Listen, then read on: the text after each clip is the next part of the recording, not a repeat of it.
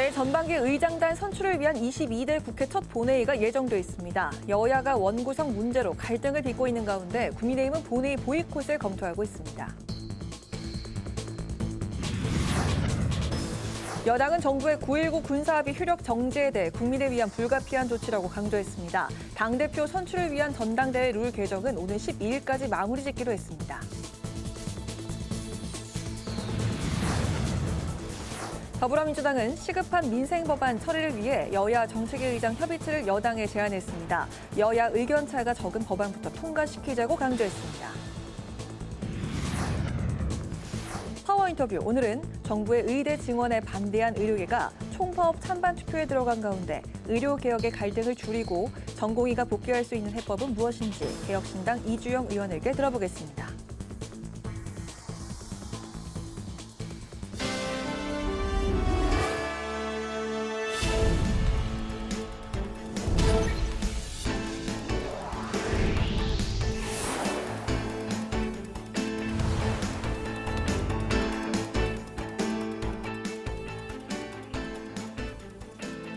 여러분 안녕하십니까? 6월 4일 화요일 국회 라이브 6 시작하겠습니다. 국회는 내일 22대 첫 본회의를 열고 전반기 의장단을 선출할 계획입니다. 원내 일당인 더불어민주당은 이미 국회의장 후보와 부의장 후보를 선출해놓고 기다리고 있는데요. 원구성이 합의되면 부의장 후보를 내겠다는 국민의힘은 내일 본회의가 합의되지 않았다며 불참을 검토하고 있습니다. 장정영 기자가 보도합니다. 여당 108석, 범야권 192석의 여소야대 국면으로 개원한 22대 국회. 국회법에 따라 내일 22대 국회 첫 본회의가 열리면 의장단 선출을 위한 무기명 표결이 진행됩니다. 국회의장은 원내 일당이 내는 것이 관례. 이에 따라 더불어민주당은 전반기 국회의장 후보로 우원식 의원, 야당 몫의 부의장 후보로 이하경 의원을 이미 선출해 놓았습니다. 22대 전반기 국회를 이끌게 된 우원식 국회의장 후보는 민심에 따라 국회를 운영하겠다는 포부를 밝히며 의장단의 최종 구성을 기다리고 있습니다. 민주당에는 이제 국민들이 민심이 실려 있습니다. 저는 국회의장으로서 국민의 도움이 되는가, 도움이 되지 않는가, 국민에게 옳은가, 옳지 않은가 이것을 기준으로 해서 22대 국회 전반기를 잘 이끌어 나가겠습니다. 하지만 내일 본회의가 열리더라도 여당 몫의 국회 부의장은 선출되지 않을 것으로 보입니다. 국민의힘은 난항을 겪고 있는 여야의 원구성 협상 결과를 지켜본 뒤 부의장 후보를 정한다는 전략 아래 내일 본회의 일정도 합의되지 않았다고 반발하며 보이콧 검토에 들어갔습니다. 7일까지인 원구성 기한 내 여야 합의가 불발되면 상임위원장 자리 모두를 가져가겠다는 민주당의 압박을 국민의힘은 부의장 공석으로 맞대응하려는 것으로 해석됩니다. 22대 국회 개원식은 상임위 구성을 모두 마친 뒤 열리게 되는데 원구성 난항으로 일정을 잡지 못하고 있습니다. 국회 운영위원장과 법사위원장을 서로 맡겠다고 주장하면서 여야의 원구성 협상은 오늘도 진전을 보지 못하는 상황. 꼭 민주당이 거대 야당만 되고 나면은 그런 시도가 있고 또 관례를 무시하는 행태를 자꾸 시도를 하고 있는데 이런 부분은 정말 자제돼야 된다. 국민의 염원과 법을 무시하는 관례가 절대 지켜야 할 원칙이 될 수는 없습니다.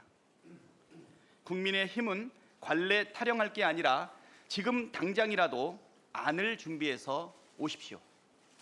한편 지난 21대 국회에서도 여야가 법사위원장 배분 문제로 원구성 합의에 실패하면서 민주당이 1년 2개월간 18개 상임위원장을 전부 차지한 바 있습니다. 국회 방송 장정현입니다.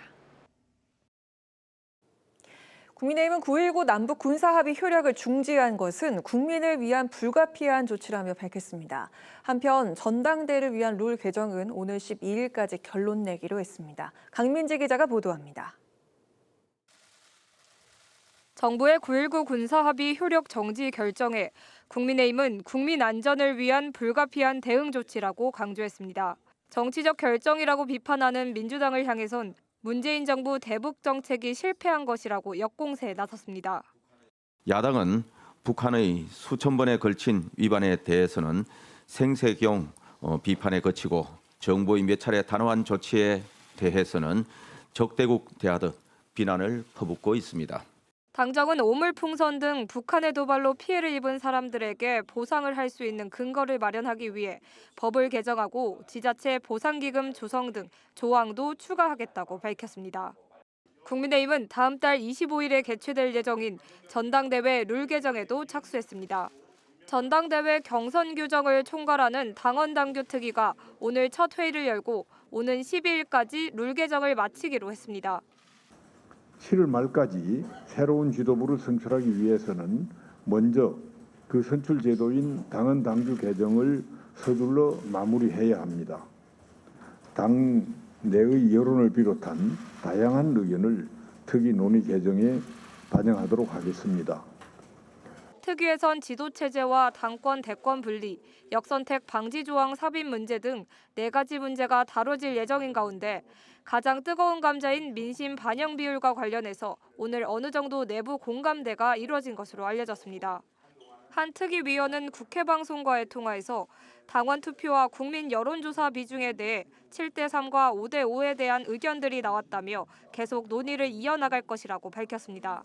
내일은 지도체제 문제가 테이블에 오를 예정으로 현행 단일 지도체제에 대한 변화가 있을지 주목됩니다. 국회 방송 강민지입니다. 더불어민주당은 국민의힘을 향해 원구성 협상에 나서라고 또다시 촉구했습니다. 민생 입법을 공동 추진하기 위한 여야 정책위 의장 협의체도 제안했습니다. 이승지 기자가 전합니다. 더불어민주당은 오는 7일 법정 시한 내 원구성 완료 의지를 거듭 밝혔습니다. 박찬대 원내대표는 관례를 앞세우며 법사위원장과 국회 운영위원장을 양보할 수 없다고 주장하고 있는 국민의힘을 향해 국회법이 관례보다 더 우선한다고 강조했습니다. 또 협상을 지연하거나 회피할 것이 아니라 조속히 협상에 임하라고 촉구했습니다. 평소에는 법과 원칙을 좋아하는 국민의힘이 왜 원구성 협상에서는 관례 타령을 하며 생떼를 쓰는 것입니까? 총선 민심을 부정하고 국민의 뜻을 거스르면서 그저 시간만 질질 끌어오지 않았습니까? 민주당은 원구성 압박과 함께 국민의힘의 정책위의장 협의 테이블 구성을 제안했습니다. 진성준 정책위의장은 기자간담회에서 여야 의견이 작은 법안부터 최우선에 놓고 신속하게 협의해 공통 1호 법안으로 통과시키자고 말했습니다. 또 저출생 대책을 비롯해 지역 의료 격차를 해소하기 위한 지방의사 확보 법안과 진료보조 간호사 도입 법안도 얼마든지 논의할 수 있다고 밝혔습니다. 원 구성이 되는 대로 시급한 민생 법안들은 하루라도 빨리 처리하기 위해서 미리 만나서 공통분모를 확인하고 이견이 있다면 조정하는 이런 일들을 했으면 좋겠습니다. 민주당은 정부가 9.19 남북 군사합의 전면 효력 정지한 데에 대해 한반도의 긴장을 높여 정권이 처한 위기를 모면하려는 나쁜 대책이라고 비판했습니다. 그러면서 지금은 긴장을 완화할 남북 대화 재개와 한반도 평화를 지킬 유연한 외교가 중요한 시점이라고 강조했습니다. 국회 방송 이승지입니다.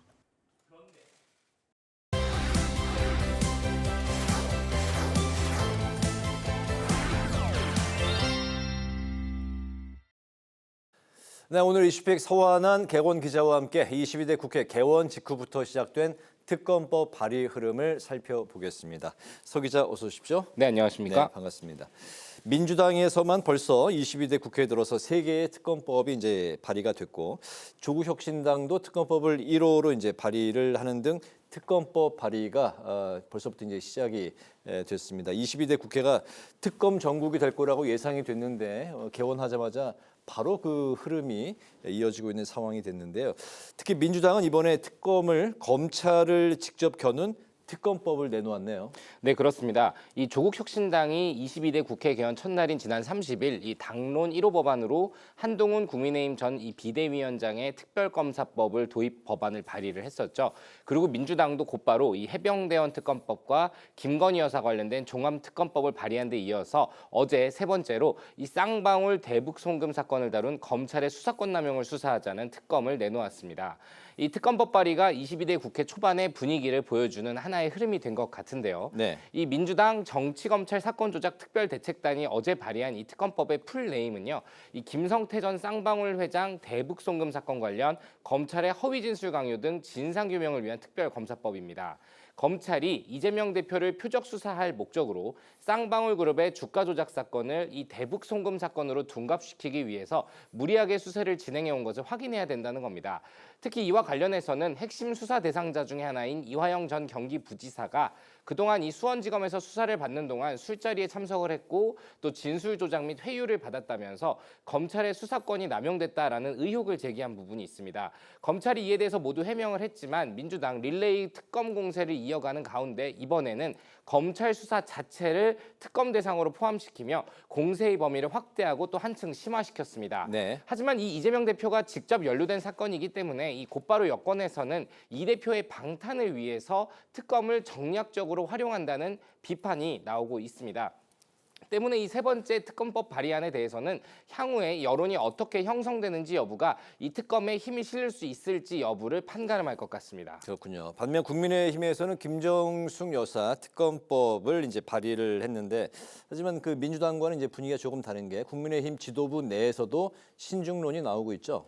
네, 그렇습니다. 일단 발의자는 윤상현 의원입니다. 윤상현 의원이 대표 발의했고 11명의 의원이 이름을 함께 올렸는데요. 네. 이 5가지 의혹에 대해서 확인하자는 내용이 특검법안의 메인 내용입니다. 이 사실상 김정숙 여사에 대한 논란이 제기된 부분은 모두 다루는 그런 종합특검이라고 볼 수 있습니다. 특히 이 호화 외유성 이 순방 의혹, 또 의상과 장신구 등 사칭품 구매 의혹, 또 단골 디자이너 딸의 부정 채용 의혹 등이 담겨져 있는데 윤 의원은 이 김건희 여사의 각종 의혹과 비교를 해서 무엇이 더 문제인지 살펴봐야 된다라고 이 법안 발의의 배경을 설명을 했습니다. 또 연일 국민의힘 의원들이 이 수천만 원의 기내식비를 지불했다, 2억 3천만 원의 경비가 들었다, 또 청와대 인사들이 대거 전용기에 탑승했다 등 이 인도 단독 순방 당시의 문제점들을 지적을 하고 있죠. 하지만 이 정작 국민의힘 지도부는 이 김정숙 여사 특검에 대해서는 다소 신중한 그런 분위기입니다. 국민의힘의 이 성일종 사무총장은 특검법에 서명할 생각이 없다라면서 특검은 검찰 등 수사기관을 무력화하는 것이다라고 선을 긋기도 했습니다. 네. 이 김건희 여사 특검법을 반대하는 상황에서 거꾸로 특검법을 밀어붙이는 게 부담스러운 상황인데 역시 변수는 검찰 수사가 되겠죠. 현재 김정숙 여사 관련 의혹들은 서울중앙지검에 배당이 되어 있지만 본격적인 수사는 아직 시작되지가 않은 상황입니다. 국민의힘의 희망대로 이 검찰이 수사를 곧바로 진행하게 된다면 거꾸로 민주당은 검찰개혁 필요성 및 이 검찰 수사권 박탈 시도를 더 거세게 할 수밖에 없는 그런 상황이 될 것이거든요. 네. 꼭 정말로 이 국민의 희망대로 검찰이 곧바로 움직일지 또 검찰이 바로 움직이지 않을 때 여당은 어떻게 이 김정숙 여사 특검법을 활용할 것인지는 조금 더 지켜봐야 될 것 같습니다. 네, 개혁신당 이준석 의원은 이제 뭐 대표가 아니고 이제 의원이죠. 의원입니다. 네. 윤석열 정부도 그렇다면은 순방 내용, 그 비용까지 포함해서 그 내용을 공개하자 이런 입장을 내놨어요. 네, 이준석 개혁신당 의원 역시 이 문재인 전 대통령 배우자인 김정숙 여사의 인도 방문을 특검으로 하는 것은 이 생쇼에 가깝다라고 지적을 하면서도 네. 이 논란을 기회 삼아서 이 윤석열 대통령의 순방 예산도 들여봐야 된다라고 비판을 했습니다. 이 조건부로 김정숙 여사의 확인 필요성을 제안한 그런 셈이 됐습니다. 이준석 의원은 오늘 이 SNS에 전직 대통령 부부야 이제 퇴임을 했기 때문에 문제가 없지만 현직 대통령은 ING 즉 현재 진행형이니까 문제가 있으면 바로 잡아야 한다면서 윤석열 정부의 모든 순방 관련 비용 자료를 투명하게 공개해서 국민들이 알 수 있게 한다면 김정숙 여사의 인도 방문 비용도 조사해보고 잘잘못을 따지는 것도 해볼 만하다라고 입장을 밝혔습니다. 이 제3당들이 많이 선택하는 여당 또 거대 야당을 모두 비판하는 방법으로 선명성 확보에 그런 나선 셈인데요. 특히 민주당 내에서는 친명계가 주류인 상황이기 때문에 이 김정숙 여사 논란 관련해서도 이 반대를 하면서도 내부에서는 사실 여러 반응들이 나오고 있는 그런 상황이거든요. 또 이런 분위기를 감지해서 이 천하람 개혁신당 원내대표는 최근에 이 삼김 여사 즉 김건희, 김정숙, 김혜경 세 분 모두 특검을 해도 상관없다라고 의견을 밝히기도 했습니다. 네, 어제 윤석열 대통령이 석유 가스 매장 브리핑을 했었는데 증시 이제 소식이 관련 테마주들이 연 이틀 그 상한가까지 가는 그런 이제 급등하는 소식들도 있었는데 민주당에서는 이를 두고 국면 전환용이다 이렇게 비판의 소리가 나왔죠? 네, 그렇습니다. 이 정부와 한국석유공사가 이번 프로젝트를 대왕고래라고 명명을 했다고 하죠. 오는 11월부터 이 동해 8광구와 6-1광구 북부에 걸친 이 대왕고래 가스전 후보 회역에서 이 긴 탐사공을 바닷속 해저 깊숙이 뚫어서 실제로 석유와 가스가 있는지 확인하는 시추 탐사에 나선다는 그런 계획입니다. 오늘도 증시에서 가장 핫한 테마는 당연히 이 석유가스 관련주였습니다. 이 한국석유가 이틀째 상한가를 기록을 했고요. 한국가스공사와 대성에너지 등 가스 및 석유 개발 관련주들이 급등세를 오늘도 이어갔습니다. 네. 하지만 우려도 적지 않은 그런 상황입니다. 대통령실은 물론 이 안덕근 산업부 장관도 이 한 시추당 20% 내외의 확률로 평가를 받았다. 그리고 또 교차 검증을 거쳤다라고 밝혔지만 야당에서는 이 대통령의 낮은 지지율을 뒤집기 위한 국면 전환용이라고 보고 비판을 하고 있습니다. 이 김용민 민주당 원내정책수석 부대표는요, 오늘 원내대책회의에서 윤 대통령의 브리핑대로 석유가 콸콸 나오면 좋겠지만 정부가 발표한 탐사 자원량은 이 140억 배럴이 들어갈 수 있는 그릇의 크기에 불과하다라고 지적을 했고요. 안태준 민주당 원내 부대표 역시 대통령이 직접 브리핑을 통해서 국민적 관심을 다른 곳으로 돌리고 급락한 지지율을 만회하려고 하는 정치쇼다라고 비판을 했습니다. 특히 이 한 시추당 20% 내의 확률로 1,000억 원가량이 드는 탐사 시추를 최소 5곳 이상 해보겠다는 게 이 정부의 계획인데 이 박정희 전 대통령의 산유국 선언 해프닝을 떠올리시는 분들이 많을 것 같습니다. 이 1976년 박정희 대통령이 기자회견을 열고 이 영일만 부근에서 처음으로 석유가 나왔다고 말을 하고 또 불도 붙여보고 맛도 봤었죠. 하지만 이는 원유가 아니라 이 정제된 경유였던 것으로 알려져서 결국 해프닝으로 끝났는데 이 48년 만에, 50여 년 만에 다시 대통령이 직접 밝힌 이 석유 매장 가능성이 실제 개발로 이어질 수 있을지는 정부가 밝힌 내년 상반기쯤 나온다는 시추 결과를 지켜봐야 될 것 같습니다. 5곳가량 탐사 시추하겠다. 한 곳당 1,000억 원가량이면 이제 5천억 이상은 이제 든다는 얘기네요. 네, 그렇습니다. 네, 산유국으로 가느냐, 해프닝으로 끝나느냐. 네, 아무튼 결과를 또 지켜봐야 되겠군요. 오늘 이슈픽 서완한 객원 기자와 함께했습니다. 오늘 말씀 잘 들었습니다. 고맙습니다.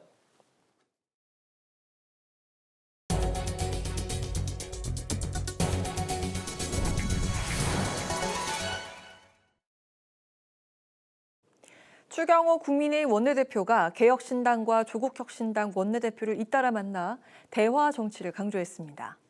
천하람 개혁신당 원내대표는 해병대원 특검법 수정안을 예고하며 여당의 협조를 요청했고 추 원내대표는 견해차가 있겠지만 대화를 통해 함께 논의해 나가자고 답했습니다. 황운하 조국혁신당 원내대표를 예방한 추 원내대표는 일하는 국회를 만들겠다고 강조했고 황 원내대표는 여야가 신속하게 원구성에 합의하길 바란다고 당부했습니다. 더불어민주당이 언론개혁 TF 첫 회의를 열고 21대 국회에서 폐기된 방송 3법의 재추진을 포함해 언론 정상화 입법을 뒷받침하겠다는 의지를 밝혔습니다. 박찬대 원내대표는 KBS 사장 교체와 YTN 민영화 논란, EBS 압수수색을 언급하며 방송을 권력의 나팔수로 꼽기 위한 시도가 계속되고 있다고 지적했습니다.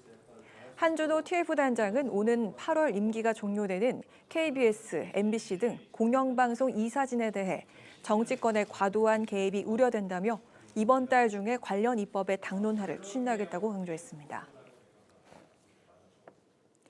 조국혁신당이 순직 해병 사건 외압 의혹과 관련해 공수처가 신원식 국방부 장관의 핸드폰을 즉시 압수수색해야 한다고 주장했습니다. 혁신당은 지난해 사건 입척과 기록 회수 등으로 긴박했던 시기에 당시 국방위 간사였던 신원식 현 국방부 장관이 이종섭 전 국방부 장관과 18차례 통화했다고 지적했습니다. 그러면서 지난해 국회 국방위에서 통화 여부와 날짜에 대해 신 장관이 거짓말을 했다며 공수처가 수사를 통해 밝혀야 한다고 강조했습니다. 진보당은 대통령이 숨진 뒤에도 비자금을 환수할 수 있도록 하는 전두환 노태우 비자금 몰수법을 발의하겠다고 밝혔습니다. 윤종호 의원은 기자회견에서 불법 비자금이 드러나도 현행법상 범죄자가 사망하면 재산을 몰수할 수 없다며 전직 대통령의 불법 재산을 환수할 수 있는 법안을 추진하고 있다고 설명했습니다. 윤 의원은 최태원 SK그룹 회장과 노소영 아트센터 나비 관장의 재산 분할 소송에서 노태우 전 대통령의 비자금 300억 원이 SK그룹에 유입된 사실이 드러났다며 해당 비자금의 불법성을 시급히 조사해 환수해야 한다고 촉구했습니다.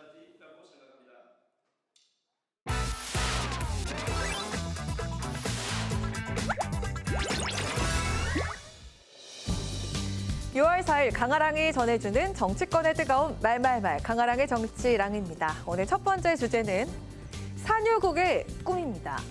윤석열 대통령이 어제 첫 국정 브리핑을 열고 경북 포항 영일만 앞바다에 막대한 양의 석유와 가스가 매장돼 있을 가능성이 높다는 물리 탐사 결과가 나왔다면서 탐사 시추 계획을 승인했습니다. 우리 산유국 되는 건가요? 저는 가능성이 매우 높다고 판단을 하고 있고요. 재검증 작업을 5개월 동안 걸쳐서 지속적으로 했다고 말씀드리겠습니다. 내년 초는 1차 공리 탐사하는 단계고요. 26년에 추가 시추가 있을 겁니다. 26년도 가서는 이게 그러면 경제성으로 따지면 얼마큼 될 거냐가 중요할 거고, 이런 과정이 모두 순조롭게 이루어진다면 한 27년부터 구체적인 생산을 위한 투자가 시작될 거고요. 구체적인 산업 정도. 생산이 시작되는 시기는 2035년경으로 보고 있습니다. 네. 영일만 유전은 해저 1km 심해에 위치해 있으며 우리나라 전체가 천연가스는 최대 29년, 석유는 최대 4년 넘게 쓸 수 있는 양으로 전해지고 있습니다. 산업통상자원부 장관은 동해 석유가스 매장 가치는 삼성전자 시가총액의 5배 정도라고 밝히기도 했습니다. 이 같은 대통령과 정부의 발표를 두고 정치권 반응은 엇갈렸는데요. 어제 이런 걸 보면 대통령께서 지금 많이 급하다라는 생각이 들어요. 대통령 지지율이 21% 정도까지 정말 바닥을 치고 있는데, 이것을 어떻게든 반전하기 위해서 이런 메시지를 낸 것이 아닐까라는 측면에서는 뭐 이해도 되지만, 그것을 정치적으로 악용한 것 아니냐. 오직 급했으면은 포항에 또 네. 유전 그걸 왜 대통령이 발표합니까? 박정희 대통령이 포항에서 석유가 발견됐다. 빨갛게 입혔어요. 사실이 아니었지. 저 박정희 시즌 2가 되는 거 아니야? 그래서 나는 이거 대통령이 왜 발표하는지 난 그 이해가 안 돼요. 석유야, 가스야, 좀 나와라, 나와. 안 나오면 골로 가는 거죠. 저 한 자리 숫자로 떨어질 것 같아요. 조국 혁신당은 윤석열 정부의 특기인 주가 조작에 의도가 있다면 좌시하지 않겠다면서 경고하기도 했습니다. 그렇다면 영일만 유전 소식에 대한 여당 반응은 어땠을까요? 시추탐사는 실제로 이제 그 해저에다가 시추공을 박아가지고 확인을 해야 되는 거거든요. 한나당 한 1,000억이 넘게 든다고 그래요. 그러면 이제 내년도 예산에 이걸 반영해야 되잖아요. 그러려면은 국민한테 일단 알려야죠. 예, 그리고 그 확률이 한 20% 정도 될 정도로 좀 상당히 높다더라고요. 이거를 뭐 정치적으로 해석할 것이 아니고 우리나라에 지금 굉장히 좋은 일이 생기고 있다. 이런 식으로 좀 다 같이 기뻐하면서 이 문제를 바라봤으면 합니다. 한공당 1,000억 원이 드는 탐사 시추와 경제성을 따져보는 평가 시추를 거쳐 본격적인 생산까지 가려면 10년 이상은 내다봐야 하는 장기전이기도 합니다. 시추 결과를 차분히 지켜봐달라고 당부한 윤 대통령 말처럼 섣부른 기대와 낙관이 아닌 명확한 상황 파악과 긴 호흡의 꾸준한 개발 추진을 바라봅니다. 두 번째 주제는 당원당규 개전 박차입니다. 여야가 각각 지도부 선출을 위한 전당대회를 앞두고 당원당규 개정 작업에 착수했습니다. 먼저 국민의힘은 오는 7월 25일 전당대회 개최를 잠정 결정한 가운데 오늘부터 당원당규 개정 특별위원회를 가동시켰습니다. 지난해 전당대회에서 친윤계 비대위에서 도입한 현행 당신 100% 룰을 개정할지 여부를 논의합니다. 당원 100% 그 전당대회 룰로 대표를 뽑다가 지도부를 뽑다가 저는 당이 망한 한 가지 원인 중에 하나라고 생각합니다. 그리고 민심을 0%로 만들어가면서 우리가 당 지도부를 뽑느냐 그거 있을 수 없는 일이고 제가 출마를 하든 안 하든 관계없이 그건 당연히 바뀌어야 한다고 생각을 하죠. 당 내부에선 의원들을 대상으로 당원 투표와 일반 국민 여론조사 비율에 대해서 이처럼 4가지 안에 대한 선호도를 묻고 그 결과에 따라서 최종 결정을 내릴 예정입니다.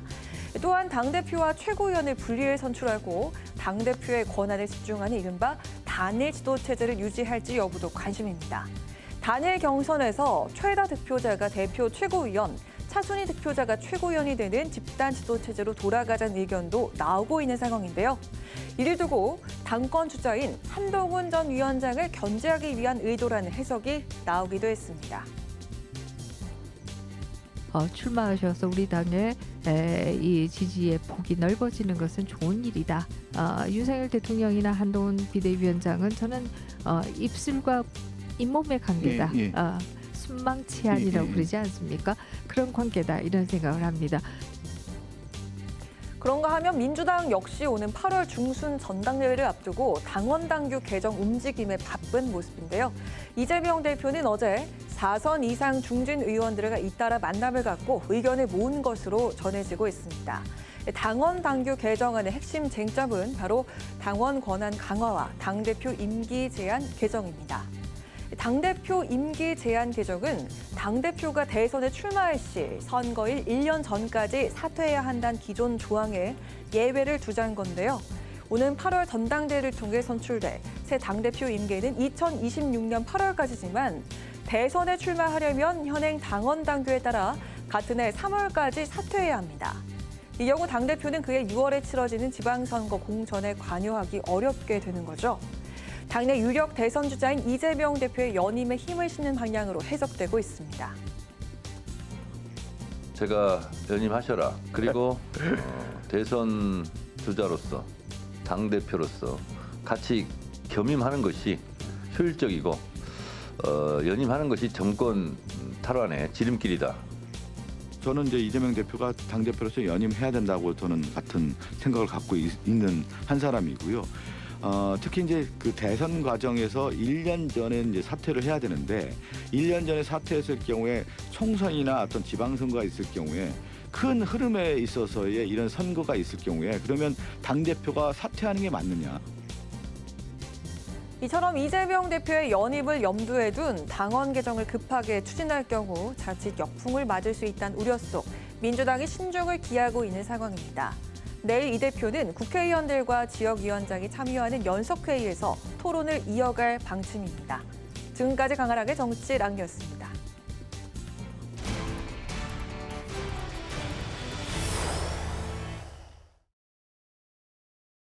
네, 22대 국회 개원이 일주일도 되지 않은 사이 무려 5개의 특검법이 발의됐습니다. 해병대원 특검 재추진과 김건희 여사 특검 공방에 맞서 국민의힘이 김정숙 여사의 특검을 내세우자 민주당도 쌍방울 대북 송금 사건 재수사 특검을 발의하면서 응수에 나선 상황인데요. 특검 과잉 정국에 대한 우려의 목소리도 나오고 있습니다. 양부남 더불어민주당 의원과 전화 연결해서 관련한 내용을 살펴보도록 하겠습니다. 의원님 안녕하십니까? 안녕하세요. 네, 안녕하세요. 네. 22대 국회 개원과 동시에 그야말로 특검 정국이라고 해도 과언이 아닐 것 같은데요. 먼저 민주당이 어제 발의한 대북송금 특검법에 대해서 여쭙겠습니다. 예. 쌍방울 대북송금 사건과 관련해서 전면 재수사를 주장하고 있는 건데요. 하지만 현재 이화영 전 부지사 선고를 남겨둔 상황이고 또 이재명 대표에 미칠 사법적인 리스크를 막기 위한 특검법이 아니냐는 지적이 나오고 있습니다. 민주당의 의견을 들어볼까요? 예, 제가 먼저 정리를 좀 하고 싶은 것은요. 네. 이 대북 송금 관련 특검법은 대북 송금 사건을 재수사하자는 취지가 아닙니다. 검찰이 김성태 회장 범죄 중대성에 비춰봐서 나중 구형을 비교적했는데 이게 어떤 유리한 진술 확보를 위해서 구형 거래를 한 것은 아닌지, 또한 요즘 주가 조작했던 의심이 강했는데 주가 조작으로 기소를 하지 않았습니다. 이러한 부실 수사를 한 사실은 없는지, 특히 최근에 문제가 됐던 술 연화를 통한 김성태 회장이 이화영 부지사의 진술을 해유 관련했던 허위주술 강요, 이런 물품 반입 의혹 사건 등에 대해서 그 진상을 수사를 통해서 밝히자는 겁니다. 즉 재수사가 아니라 수사 과정에 있어서의 위법성을 살펴보자는 것이지 대북송금 자체를 재수사하자는 취지가 아닙니다. 그리고 이걸 따라서 대북송금 특검법을 이재명 대표의 사법 리스크를 막기 위한 특검이라고 주장하는 것은 일방적인 정치 프레임이라는 생각이 듭니다. 네. 네, 그 이외에도 조국 혁신당이 개원 당일에 발의한 한동훈 특검법도 1호 당론으로 발의한 상황인데요. 이 같은 야당의 특검 공세가 오히려 그 해병대원 특검에 대한 집중도를 떨어뜨린다는 지적이 있습니다. 해병대원 특검은 민주당의 22대 국회 1호 당론으로 추진 중인 그런 사안 아니겠습니까? 예, 그렇습니다. 조국 혁신당에서 한동훈 특검법을 발의한 것이 적절한 여부에 대해서는 제가 말할 계기가 아닌 것 같고요. 네. 조국 혁신당에서 어떤 내용의 특검을 발의하든 우리 민주당에서 당론으로 발의한 해병대원 특검법 추진과는 그 집중도를 떨어뜨리는 그런 관계는 아니라는 생각이 듭니다. 조국 혁신당에서 어떤 내용의 특검을 발의하든 조국 혁신당 단독으로 의결이 안 됩니다. 우리 민주당의 공조가 있어야지만이 특검법 의결이 됩니다.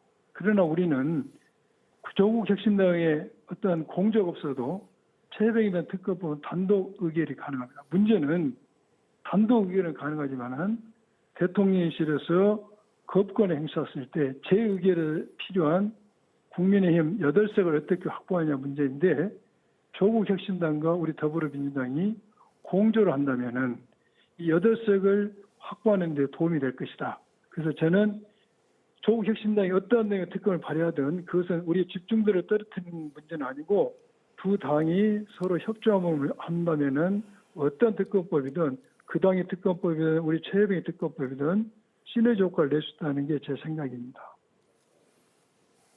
네, 여야가 서로 이처럼 특검을 앞세우고 이제 부딪히면서 정작 정책 협의는 멀어지고 있는데요. 특히 여야 정이 한 목소리를 냈던 종합부동산세 논의가 자취를 감춘 것 같습니다. 이게 민주당 당내에서도 이제 고민정 박찬대 의원이 그런 목소리를 냈었는데 지금은 민주당이 때가 아니다 이렇게 이제 한 발 물러난 상황인데요. 이런 그 분위기 좀 어떻게 받아들여야 될까요? 예, 저는 이 감세에 대해서는 상당히 신중론인데요. 제가 어떤 언론에 보니까 금년 4월에 국세 수입이 대규모 세수평가 발생했습니다. 지난해에 비해서 국세가 8조 4천억이 줄었다고 해요. 이것은 법인세가 13조 가까이 덜 거친 양이라고 합니다. 이처럼 올해도 세수 개수는 피하기 어려워 보입니다. 부족한 세수를 어디서 메울 것인가를 먼저 우리가 고민해 봐야 할 것 같아요. 먼저 조금 전에 말씀하신 것처럼 우리 민주당 의원 가운데서도 1주택 실거주에 대한 종부세 폐지, 종부세에 대한 전면 재검토 등을 얘기하신 분도 계시지만 당의 입장은 아닙니다. 우리 당에서 아직까지 공식적 논의를 진행하지 않고 있습니다. 다만 오는 7월에 정부에서 세법 개정이 발표되면 그때 세제 개편에 대한 입장을 바뀔 것입니다. 종부세 폐지와 같은 세법 개정안은 국민의 피부에 와닿는 정책이지 않습니까? 따라서 국민 여론을 우리가 광범위하게 수렴하면서 국가 재정 상황도 면밀히 검토한 후에 결정을 해야 된다고 저는 그런 생각이 드네요. 네, 그 여야가 개원과 동시에 본격적인 당원 당규 개정 작업에 돌입을 했는데요. 민주당은 권리당원의 권한 강화와 대선 출마 관련 당대표 임기 제한 규정 완화 등이 쟁점인 상황입니다. 이재명 대표의 대권 가도를 보장하기 위한 사전 작업이다라는 그런 해석에 대해서 반론이 좀 있으실까요? 예, 우리가 이번에 당원 당규를 아마 내일 개정 여부를 결정을 낼 겁니다. 이 쟁점은 방금 말씀하신 대로 권리당원의 권한 강화입니다. 이 부분은 저희 권리당원이 250만 명입니다. 아주 많은 숫자를 차지하고 있고 그래서 이 많은 당원들의 의견을 우리 당의 결정에 있어서 반영해야 된다는 필요성이 타당성이 있어 보이고요. 또 요즘은 이런 직접 정치에 참여할 수 있는 정치 플랫폼이 많이 만들어져서 온라인 투표가 가능하지 않습니까? 그래서 이러한 권리당원의 권한을 강화하는 방향이 좀 타당성을 받고 있고요. 또 하나는 대선 출마 관련 당대표 임기 제한 규정 완화에 있어서는 현행 당원 25조 2항을 보면은 당대표 최고인이 대선에 출마하자 할 경우 선거 1년 전까지 사퇴할 것을 규정하고 있습니다. 그런데 사퇴 시한과 전국 단위 선거 일정이 맞물릴 경우에는 많은 당내 혼선이 불가피하죠. 예를 들면 금년에 임기가 2024년 8월에 시작된 대표나 최고위는 2026년 8월까지입니다.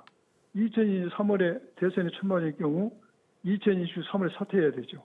이럴 경우에 2026년 6월에 실시된 지방선거를 3개월 앞둔 시점에 사퇴할 경우 당의 혼선, 또 지방선거를 과연 승리를 이끌 수 있는가 이런 문제가 있어서 지역단위 선거를 전국 단위 선거를 보다 효율적으로 관리할 필요성 이게 대두된 거죠. 또한 현행 당원에서는 대통령 고려 등 국가 비상상황 발생 시에는 규정은 있지 않습니다. 그래서 이런 미비 규정도 보완할 필요가 있다. 즉 다시 말해서 이재명 대표의 어떤 대권 가도를 보장하기 위한 사전 작업이라는 것보다는 우리가 전국 단위 선거를 보다 효율적으로 관리할 필요, 그런 목적에서 이런 규정 완화 개정이 필요하다는 그런 생각이 듭니다. 네, 오늘 말씀은 여기까지 듣겠습니다. 고맙습니다. 예, 감사합니다.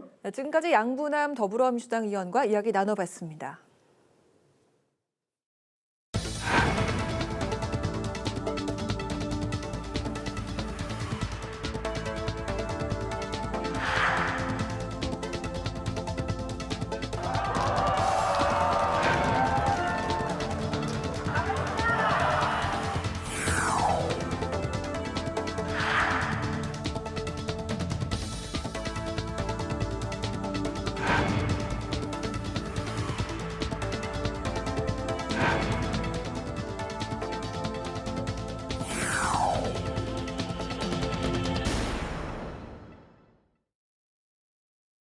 네, 정부가 27년 만에 의대 증원을 발표하면서 의료계와의 갈등이 고조되고 있습니다. 대한의사협회는 오늘부터 나흘 동안 총파업 찬반 투표를 진행하며 대치를 이어가고 있는데요. 오늘 파워 인터뷰에서는 개혁신당의 이주영 의원을 모시고 의료개혁의 해법에 대해서 말씀을 들어보겠습니다. 이 의원님 안녕하십니까? 안녕하십니까? 네, 먼저 당선, 비례대표도 당선이죠. 예, 네, 축하드리겠습니다. 축하드립니다. 감사합니다. 네. 그 이제 일주일도 채 되지 않았습니다. 22대 네. 국회가 개원한 지. 이제 국회 이 문화에 대해서는 이제 좀 생소하시기 때문에 여러모로 좀 약간 얼떨떨하시기도 하고 네. 생경하시기도 하고 그런 이제 그 소요가 되실 것 같습니다. 지난 그 10년 동안 순천향대 소아 전문 응급 센터에서 교수로 근무하다가 올해 2월에 퇴사하셨고 개혁신당에 입당하셨고 3월에 비례대표 1번이 되셨고 그리고 또 당선이 되셨습니다. 의료 전문가시고 보시기하고는 전혀 좀 이렇게 의외인데 새 아이의 또 엄마시고 그런 상황에서 지금 이제 40대 초반 이제 40을 넘기셨습니다. 새 아이 엄마시고 정치계에 뛰어드신다는 게 안정적인 또 직업을 두고 전문 직업을 또 두시고 쉽지 않았을 것 같습니다. 이제 많은 분들이 굉장히 궁금해하시는 그 부분인 것 같아요. 정치에 어떻게 입문하시게 됐습니까? 제가 사직을 했던 게 1월 31일자로 마지막 근무를 하고 병원에서 이제 퇴사를 한 상황이었습니다. 그게 올해 2024년 1월이잖아요. 네, 올해 1월 31일까지 제가 소아응급센터에서 근무를 했고 그때도 사실 하루 이틀의 문제도 아니었고 이번에 나온 필수의료 패키지 이전에 심지어 여러 문제가 법과 제도가 아무리 좋은 뜻으로 이제 발의가 됐어도 현장에서 돌아가는 것은 또 다른 문제이기 때문에 그것이 가지고 오는 불합리함 그리고 현장에서의 불가능한 여러 사건들로 인해서 저희 팀이 와해가 되고 저도 사직을 하게 되는 상황이 됐습니다. 그래서 1월까지 근무하고 2월에는 사직 상태로 있었는데요. 그때 제일 많이 했던 고민이 내가 앞으로 우리나라에서 소아 의료를 지속할 수 있겠는가 하는 의문이었습니다. 특히 소아 응급을 한다는 것이 우리나라에서 어떤 의미이고 앞으로 전망이 어떠한가 나의 삶을 개인으로서 꾸려가기에 앞으로 이것이 가능한 일이겠는가 하는 궁극적인 질문이 있었던 것 같습니다. 가능한가라는 질문은 어떤 의미일까요? 저희 팀이 와야 된 건 저희가 10년을 같이 일했던 팀이고 굉장히 팀워크가 좋은 팀이었는데 여러 제도라던가 뭐 수가에 대한 병원 측에서 소아응급센터를 단독 수익으로 운영하기 어려운 부분, 지원금 없이는 유지가 불가능한 부분, 그리고 불가항력적이거나 피할 수 없는 상황에서도 의료인 개인에게 법적 책임을 묻는 그런 법적인 분위기의 변화, 그리고 민원의 증가, 뭐 여러 가지가 겹쳐 있었는데요.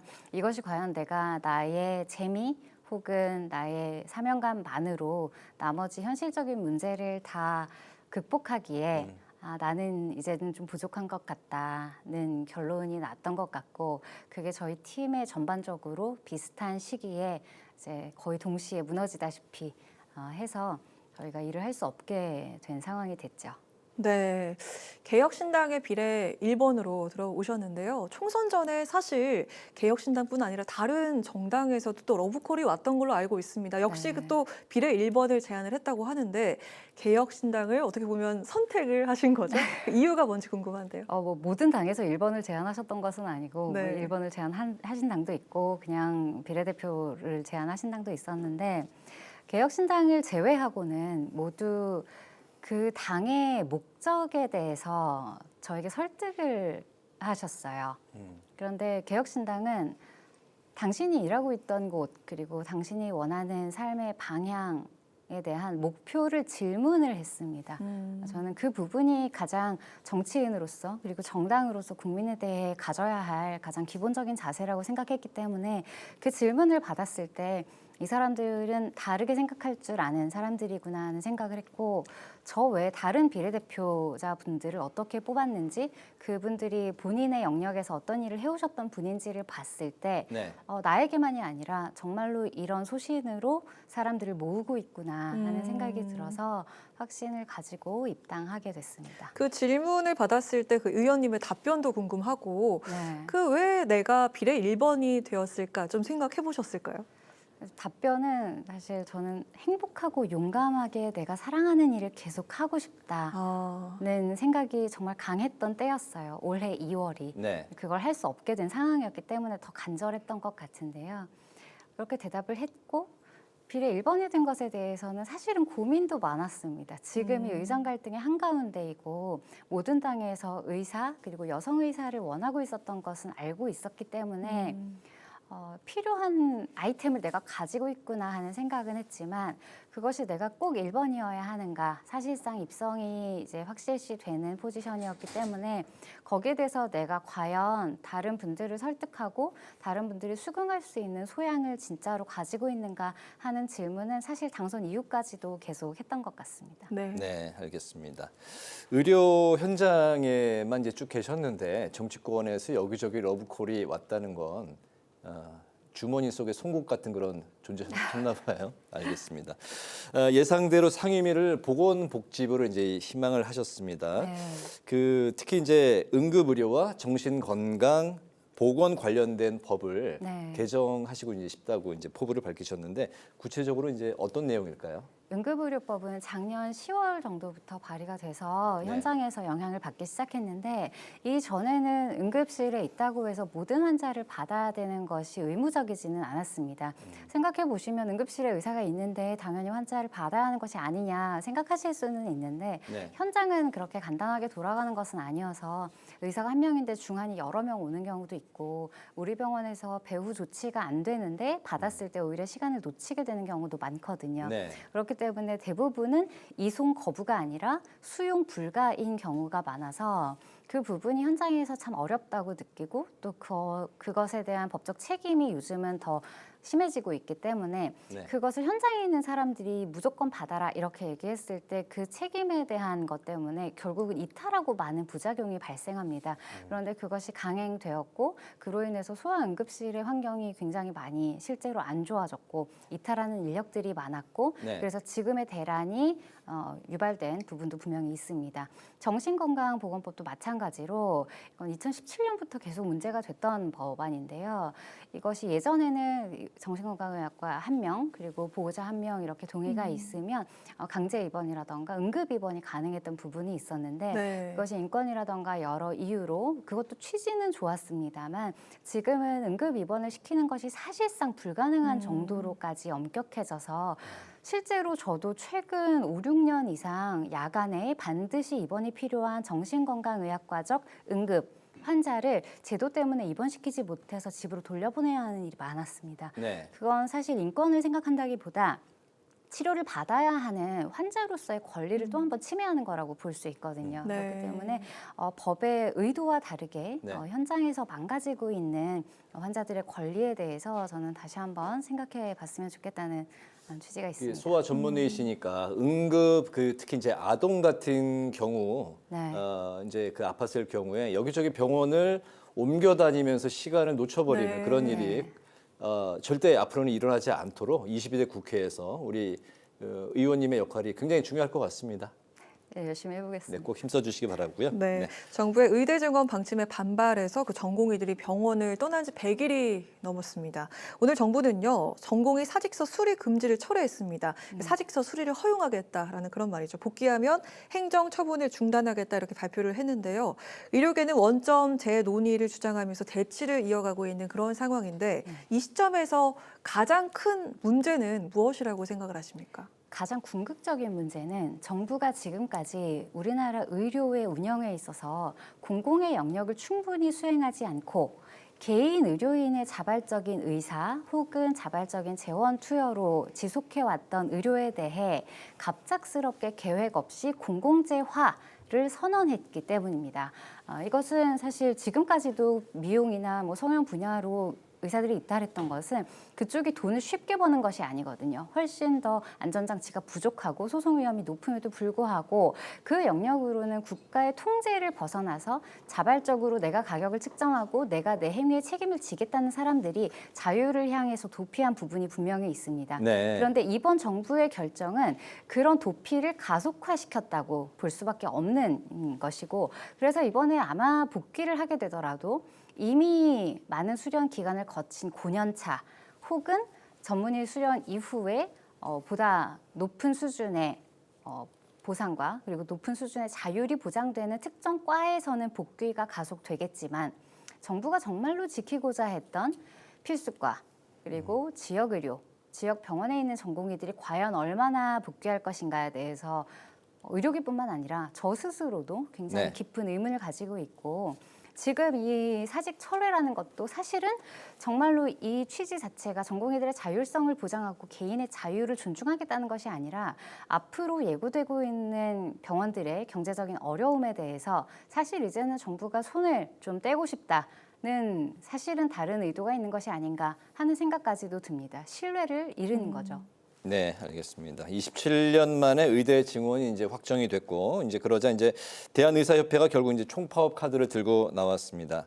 오늘부터 이제 7일까지 나흘 동안 찬반 투표를 거쳐서 9일쯤에 총파업에 대한 시기, 방식을 논의할 이런 일정을 세워두고 있는데, 동네 병의원까지 참여할지는 아직까지는 이제 이렇게 많이 확산되는 분위기는 아닌 것 같습니다. 아무래도 이제 국민의 이제 보건 필수 의료 인력이라고 이제 인식이 되고 있기 때문인 것 같은데요.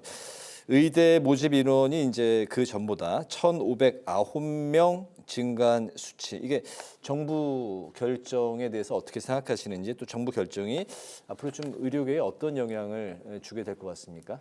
이게 사실 필수 의료 패키지가 사실은 더 문제였는데 정부도 그렇고 언론도 그렇고 의대 증원으로 문제를 좀 축소시킨 경향이 있습니다. 네. 그렇기 때문에 프레임 자체가 의대 증원을 의사들이 반대한다. 그러므로 밥그릇 싸움이다. 이렇게 지금 좀 와전된 부분이 없지 않아 있는데요.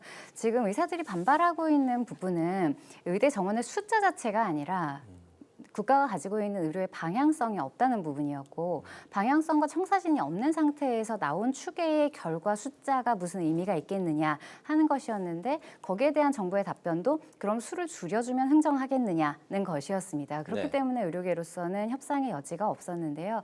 오히려 지금 여기까지 상황이 진행돼 버렸기 때문에 이제는 청사진을 그리기조차 어려운 상황이 된 것이 이 사태의 가장 어두운 면입니다. 왜냐하면 이렇게 필수 의료, 핵심 의료에 종사할수록 정부가 더더욱 강력하게 통제할 수 있고 국민들로부터 더 많은 비난을 받아야 하고 나의 자율도 그리고 정당한 보상도 없을 거라는 것을 의대생들까지 다 알아버렸기 때문에 네. 올해 전공의들이 복귀한다 하더라도 그리고 앞으로 몇 명을 더 뽑는다 하더라도 앞으로 배출될 의대생들이 이 모든 상황을 보고도 핵심 의료의 통제 속으로 들어오려고 하겠는가를 저는 정부에 묻고 싶습니다. 그렇다면 그렇게 이제 물음과 동시에 이 사태를 해결하기 위해서 좀 정부 측이 어떤 노력을 해야 될까요?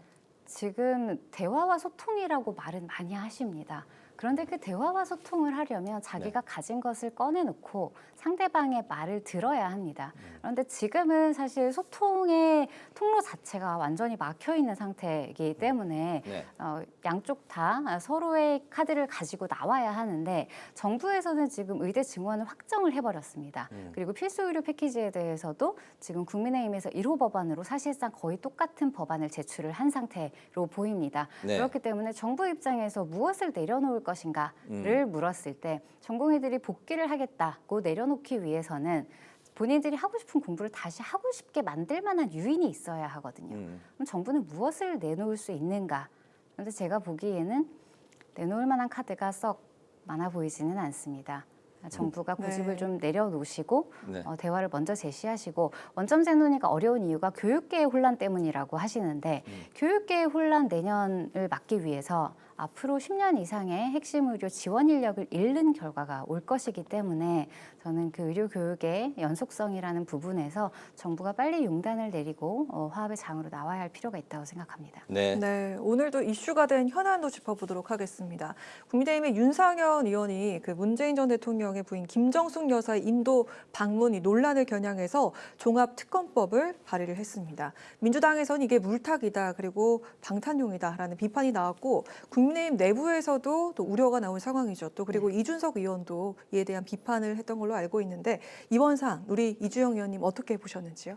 저는 사실 몇 달 전만 해도 국회 밖에서 이제 정치를 봤던 사람으로서 과연 이 상황을 국민들이 보시기에 어떻게 보이겠는가 하는 생각이 제일 먼저 들었습니다. 사실 공수처라는 기관 자체는 이 민주당 그리고 범야권 쪽에서 사실은 신뢰를 가지자고 만들었던 기관이죠. 그런데 지금 뭐 최상병 특검법이라든가 이런 곳에 있어서는 공수처를 지금 모두 신뢰할 수 없으니 특검을 하자고 주장을 하고 있는데 또 국민의힘에서는 공수처를 만들어 놓고 그걸 잘 사용해야지 특검을 왜 하냐고 얘기를 해놓고 이제 와서는 또 다른 이슈들에 대해서는 또 특검을 하자고 합니다. 그러면 국민들이 보시기에 이거 마치 아이들 무슨 눈싸움 하다가 뭐 흙을 묻혀서 던지는 그런 느낌으로 나도 던졌으니 너도 던지겠다. 이런 걸로밖에는 보이지가 않는 거죠. 그러니 지금껏 여야가 합의해서 만들어 놓은 공수처라는 기관은 허울뿐이고 사실은 서로에 대한 망신주기용 특검을 남발하고 있는 것 아니냐 하는 생각이 들어서 과연 여야가 민생을 떠나 지금 가고 있는 정치의 방향이 과연 무엇이냐. 민생이냐 공격이냐. 저는 그 질문을 양당 모두에게 하고 싶습니다. 알겠습니다. 앞으로 이제 그 정치와 관련해서 무수한 질문을 이제 받으실 거고, 추후 또 어떤 답변을 하시는지 계속해서 이제 저희도 지켜보겠습니다. 22대 국회가 이제 개원을 했고 개혁신당의 전체 의석 300석 중에 이제 3석을 차지했습니다. 이준석 의원이 개혁신당은 의원총회 열기가 가장 쉽다. 3명만 모이면 되니까. 그런 이제 뭐 말씀도 하셨는데 거대 양당 사이에서 어쨌든 존재감을 키워야 되는 그런 상황이 됐습니다. 개혁신당이 22대 국회에서 좀 어떤 역할을 맡게 될지 굉장히 궁금하고요. 의원님은 앞으로 4년 동안 어떤 정치, 어떤 정치인으로 기억이 되고 또 각인이 되고 싶으신지 궁금하거든요.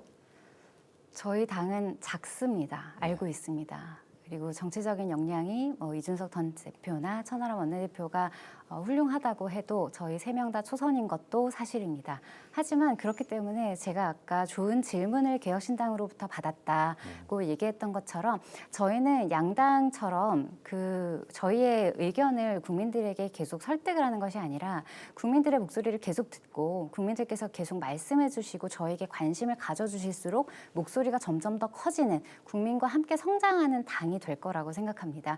그리고 양당의 눈치를 볼 필요가 사실상 없기 때문에 누구도 불편해서 말하지 않는 진실들에 대해서 용감하게 지속적으로 끈기 있게 화두를 던지는 당이 될 생각입니다. 그러면 국민들이 호응해 주실수록 얼마나 그 목소리가 잘 반영되는지 실시간으로 보실 수 있는 당이 될 것이고 저희가 이틀에 한 번은 의원총회를 하는 것 같은데 이틀에 한 번이요? 온라인, 오프라인으로 하고 있기 때문에 온라인으로도.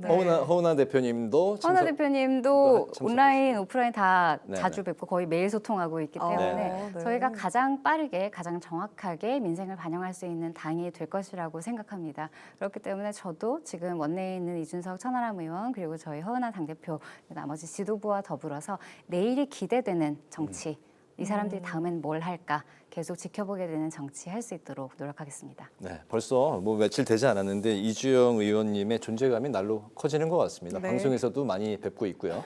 알겠습니다. 오늘 파워 인터뷰는 여기서 이제 마치겠습니다. 오늘은 의료 개혁 이슈에 대해서 개혁신당의 이주영 의원을 모시고 말씀을 들어봤습니다. 오늘 말씀 잘 들었습니다. 잘 고맙습니다. 들었습니다. 감사합니다. 오늘 국회 라이브 6 여기까지입니다. 시청해주신 여러분 고맙습니다.